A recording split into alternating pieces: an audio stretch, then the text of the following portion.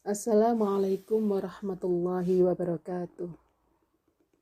Alhamdulillah. Alhamdulillahilladzi 'allama bil qalam, 'allamal insana ma lam ya'lam. Asyhadu an la ilaha illallah wahdahu la syarikalah wa asyhadu anna Muhammadan abduhu wa rasuluh la nabiyya ba'dah. Ibu-ibu pendengar kajian online rahimakumullah. Kita panjatkan syukur kehadirat Allah Subhanahu wa taala atas nikmat iman, nikmat sehat, nikmat sempat, sehingga pada hari ke-9 bulan Ramadan ini kita masih diberikan oleh Allah kesempatan untuk beribadah kepada beliau. Mudah-mudahan segala amal kita diterima oleh Allah sebagai amal soleh. Salawat serta salam mudah-mudahan tetap tercurahkan kepada junjungan kita Nabi besar Muhammad Sallallahu Alaihi Wasallam. Pada kesempatan ini saya akan mentadaburi dan membaca tafsir dari Quran surat Al-Baqarah ayat 45 sampai 49. Rujukan yang saya ambil adalah Quran dan tafsirnya jilid 1 dari Kementerian Agama Republik Indonesia. Izin membaca terlebih dahulu. A'udzu billahi minasyaitonir rajim. Bismillahirrahmanirrahim. Wasta'inu bis-sabri was-shalah wa innaha lakabiratun illa 'alal khashi'in. Jadi setelah menjelaskan betapa jeleknya keadaan dan sifat-sifat Bani Israel, sehingga mereka akalnya tidak bermanfaat, dan juga kitab suci yang ada di tangan mereka tidak mendatangkan faedah apapun, maka Allah memberikan bimbingan kepada mereka menuju jalan yang baik dengan cara memohon pertolongan kepada Allah. Wasta'inu, hendaklah kalian memohon pertolongan atas permasalahan kalian. Bis-sabri, dengan sabar. Dengan sabar artinya menahan diri agar tahan terhadap keadaan yang tidak ia sukai. Tabah menghadapi kenyataan yang terjadi, tidak panik, tetapi tetap mampu mengendalikan emosi.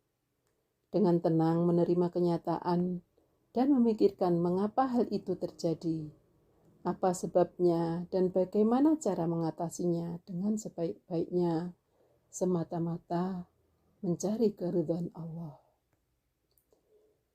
Kemudian minta pertolongan dengan selain sabar adalah dengan sholat. Wassalah. Sholat dari segi bahasa artinya doa.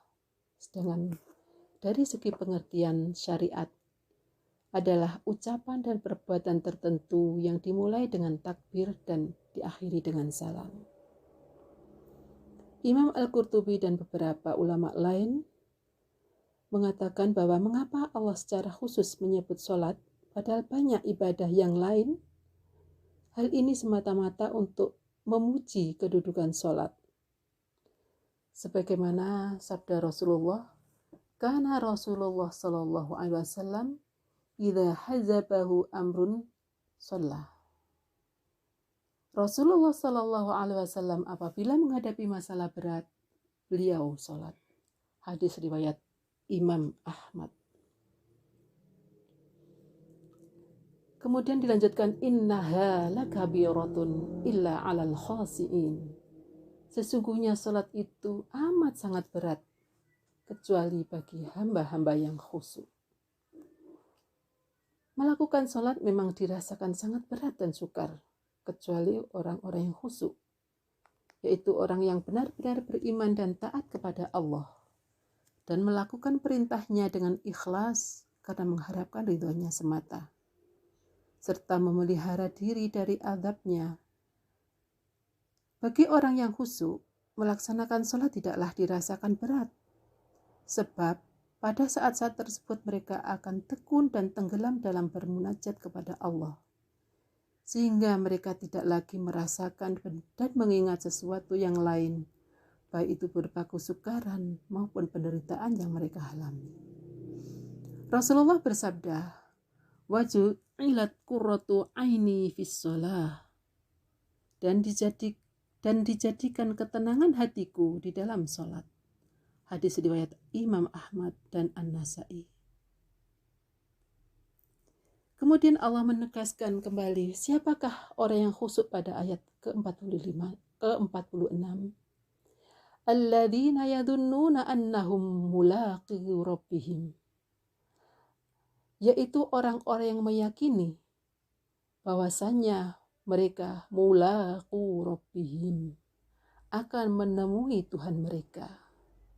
Wa annahum ilaihi raji'un, dan bahwasanya mereka akan kembali kepadanya. Orang-orang yang khusyuk benar-benar yakin bahwa mereka pasti akan kembali kepada Allah dan menemuinya pada hari kiamat nanti,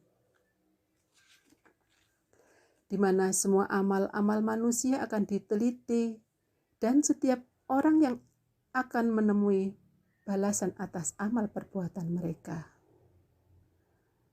Berdasarkan keyakinan semacam ini, dia akan selalu merasa diawasi oleh Allah, sehingga akan merasa taat dan takut atas peraturan yang telah diberikan oleh Allah, dilaksanakan dengan sebaik-baiknya, supaya kelak mendapatkan ganjaran surga Allah. Ibu-ibu rahimakumullah, Allah melanjutkan dengan sapaan pada Bani Israel. Ya Bani Israil adhkuru ni'mati allati an'amtu alaikum. Wahai Bani Israel, hendaklah kalian mengingat nikmatku yang telah aku anugerahkan kepada kalian. Wa anni faddaltukum 'alal 'alamin. Dan sesungguhnya aku telah mengutamakan kalian atas semesta alam. Allah kembali memanggil mereka pada permulaan ayat ini dengan menyebut nenek moyang mereka, yaitu Nabi Yakub alaihissalam, karena beliaulah yang menjadi asal kebangsaan dan sumber kemuliaan mereka. Nikmat yang telah dilimpahkan kepadanya dapat dinikmati oleh mereka semuanya. Kelebihan yang telah dikaruniakan Allah kepada mereka, yaitu banyaknya nabi-nabi yang diutus dari kaum mereka, dan banyaknya kemuliaan-kemuliaan yang lain yang telah dianugerahkan kepada mereka. Bani Israel yang ada pada masa turunnya ayat ini telah jauh menyimpang dari sifat-sifat mulia yang dipegang teguh oleh nenek moyang mereka. Oleh karena itu, Allah memperingatkan kepada mereka nikmat dan keutamaan itu. Apabila keutamaan yang diberikan kepada Bani Israel itu disebabkan karena banyaknya para nabi yang dipilih dari kalangan mereka, maka hal itu tidaklah menjamin bahwa setiap pribadi dari Bani Israel itu lebih utama dari orang yang berada di luar mereka. Bahkan, mungkin bahwa orang lain lebih mulia dari mereka apabila mereka Bani Israel meninggalkan sunnah-sunnah dan ajaran-ajaran nabi mereka.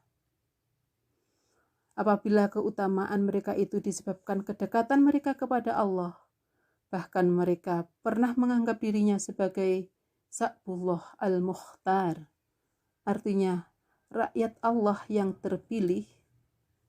Namun karena mereka tidak mengikuti ajaran-ajaran Nabi bersama pendahulu-pendahulu mereka, maka tentunya mereka tidaklah menjadi orang yang mulia. Ibu-ibu rahimakumullah, Allah memperingatkan lagi pada pada ayat ke-48. Wattaquhu yawman la tajzi nafsun an nafsin syai'a. Dan hendaklah kalian takut tentang suatu hari di mana seseorang tidak dapat membalas atau menolong orang lain sedikit pun. Wala yuqbalu minha syafa'atun, dan tidak diterima darinya syafaat. Wala yu'khadhu minha adalun, dan tidak pula dapat diambil tebusan darinya. Wala hum yunsarun, dan mereka tidak ditolong. Allah memperingatkan kepada Bani Israel yang ada pada waktu turunnya ayat ini, agar mereka kembali ke jalan yang benar, mengikuti agama Allah yang telah disempurnakan dengan wahyu-wahyu yang diturunkan kepada Nabi Muhammad SAW. Dengan jalan ini, mereka dapat menjaga diri mereka dari azab kiamat. Allah menjelaskan bahwa pada hari kiamat nanti, tidak seorang pun dapat memberikan pertolongan kepada orang lain agar terbebas dari azabnya. Dan setiap manusia bertanggung jawab atas perbuatannya masing-masing. Dan Allah menegaskan kembali bahwa tidak benar anggapan mereka berdasarkan keutamaan yang ada pada mereka, mereka akan memperoleh syafaat. Padahal anggapan ini benar-benar tidak benar, karena syafaat itu hanya diberikan oleh Allah kepada siapa yang Allah kehendaki. Sebagaimana firman-Nya dalam Quran surat Al-Anbiya ayat 28. Dan mereka tiada memberikan syafaat melainkan kepada orang-orang yang diridhoi oleh Allah. Ibu-ibu yang dirahmati Allah, walaupun peringatan ini ditujukan kepada Bani Israel, namun berlaku juga bagi umat Islam, agar mereka selama hidup di dunia berusaha mempersiapkan diri dengan sebaik-baiknya, agar kelak pada hari kiamat terhindar dari azab Allah. Caranya dengan mengikuti petunjuk-petunjuk Allah dalam melaksanakan syariat-syariatnya yang berada di dalam Al-Quran dan Sunnah Nabi Muhammad SAW. Kita lanjutkan ayat ke-49. Wa idh najjaynakum min ali fir'auna yasumunakum. Dan ingatlah ketika kami menyelamatkan kalian, hai Bani Israel, dari keluarga Fir'aun, ketika mereka menimpakan kepada kalian su'al adab, seburuk-buruk adab. Yudzabbihuna abna'akum, mereka menyembelih anak-anak laki kalian. Wa yastahyuna nisa'akum, dan membiarkan hidup anak-anak perempuan kalian.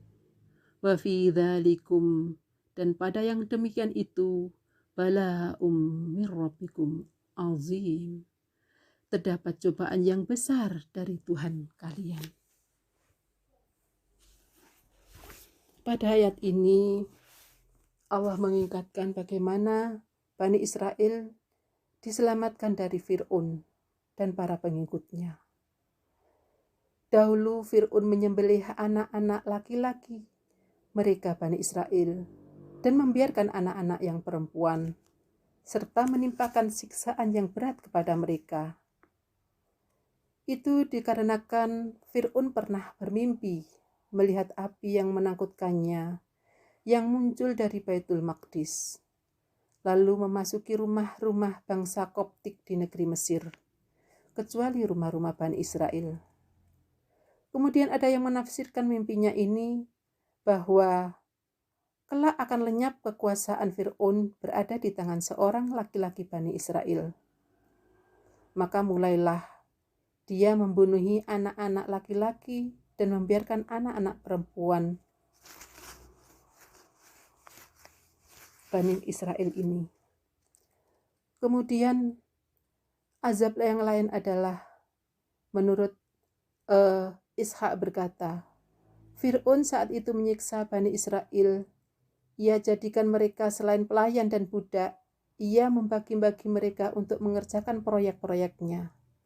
Sekelompok ia suruh membangun, sekelompok lagi bercocok tanam untuknya.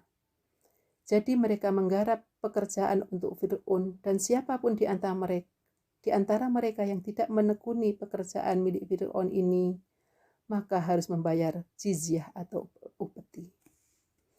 Begitulah Fir'aun menyiksa Bani Israel. Namun Allah kemudian memberikan pertolongan, yaitu menghadirkan Nabi Musa alaihissalam.